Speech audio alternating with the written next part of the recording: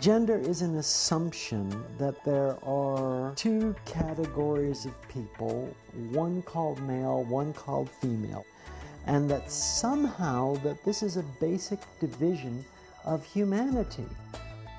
The moment I figured out that I didn't have to be a man and I didn't have to be a woman, that was a terrifying moment for me. It was like, what the fuck am I? I am not a man. I'm not a woman. I don't claim to be. What am I?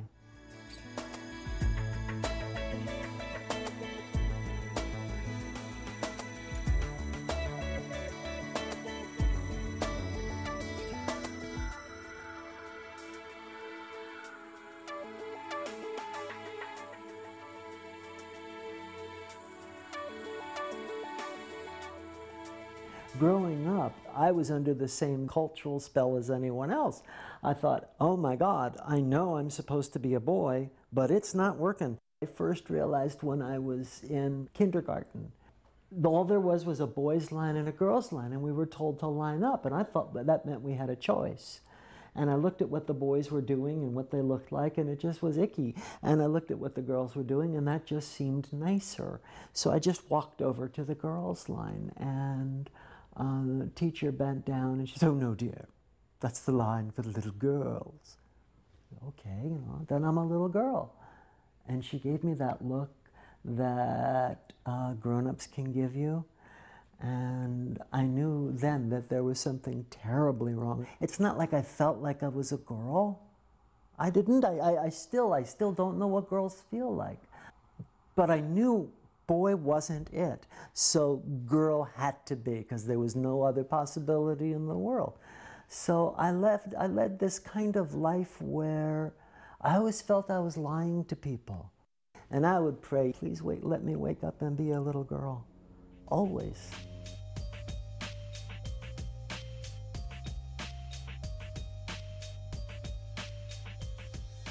I lived my life secretly cross-dressing. It was almost a binge and purge kind of a thing. I would collect up women's clothes, and then I'd get so disgusted with myself that I'd toss the whole lot and swear off it, and then weeks, a month later, I'd go right back to it.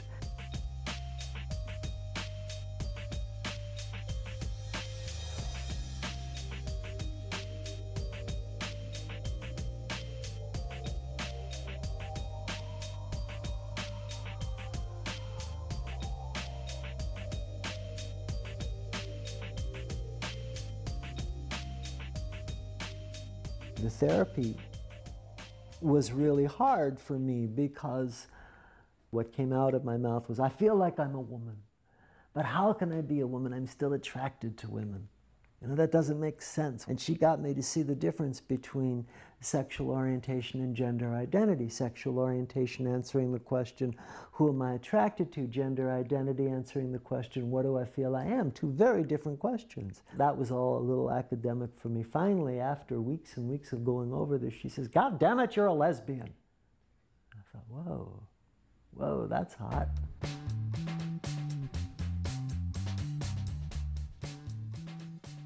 Good. I'm glad you. I do. Thank you.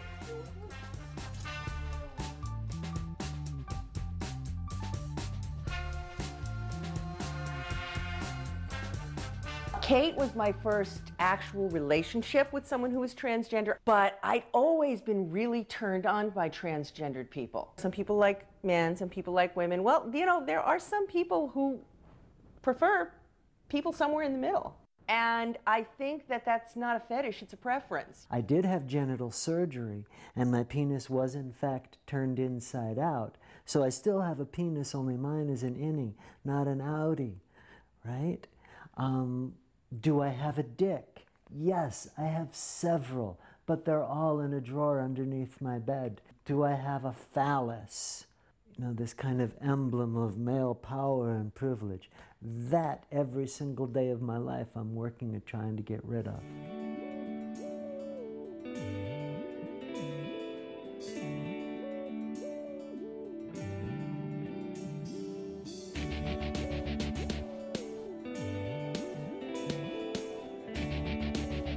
I wrote this book called My Gender Workbook. It gives the reader an opportunity to explore their own gender. If you ask yourself, what is a man, what is a woman, why do we have to be one or the other? Just those three questions. Your brain starts to sizzle. Because there's no set answer for those. There isn't. Gender doesn't exist in a vacuum. And when someone says, I'm a man or I'm a woman, I'm not saying, no, that's not true. Ho, ho, that's all false. No, I'm just saying, be careful that you don't buy into the bad stuff that the culture says about men and women. The traps, the stuff that would hobble you from living up to your full potential. People ask me things like, in the best of all possible worlds, will there be such a thing as gender? Of course. I mean, of course there will be. I just think the difference will be it'll be conscious. People will have a choice in the matter, and they won't be vilified for their choices.